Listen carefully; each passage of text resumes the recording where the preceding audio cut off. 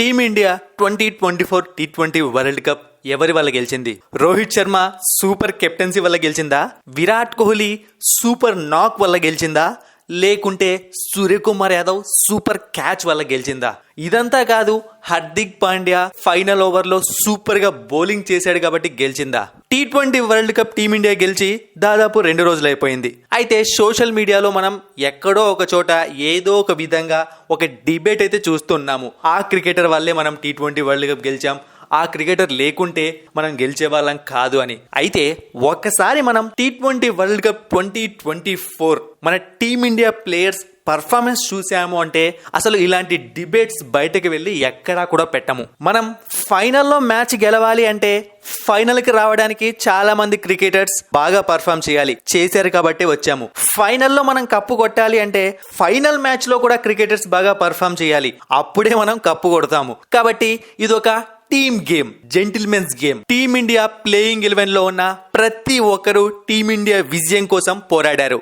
ఒకసారి మనం చూసుకున్నాము అంటే Rohit Sharma T20 world cup లో ఎలాంటి నాక్స్ ఆడాడో మనం కల్లారా చూసాము, ఎలాంటి కెప్టెన్సీ చేశాడో మనం కల్లారా చూసాము.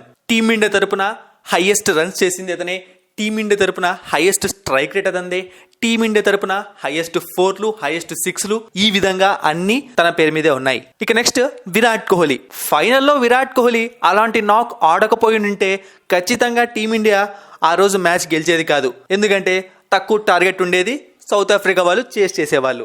ఇక next Rishabh Pant back to back matches లో చివర్లో ఫెయిల్ అయినా స్టార్టింగ్ లో క్లిష్టమైన పిచ్చెస్ అంటే యుఎస్ లో పిచ్చెస్ లో రిషబ్ పంత్ అద్భుతంగా పర్ఫామ్ చేశాడు. అప్పుడు మ్యాచ్ గెలవడంలో కీలక పాత్ర పోషించాడు. ఇక సూర్యకుమార్ యాదవ్ కూడా అద్భుతంగా పర్ఫామ్ చేశాడు. ఇక నెక్స్ట్ హార్దిక్ పాండ్యా గురించి మనం అస్సలు ఏమి కూడా మాట్లాడలేము. Hero of the nation.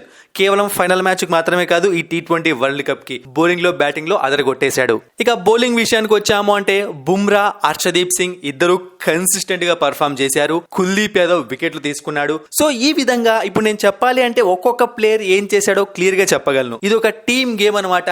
ఇప్పుడే కాదు, ఎప్పుడు ఏ టోర్నమెంట్ గెలిచినా, ఏ టోర్నమెంట్ లో మనం ముందు వరకు వెళ్ళినా అది టీం విక్టరీ అవుతుంది. ఒక్క ప్లేయర్ మాత్రమే సాధించే విక్టరీ కాదు.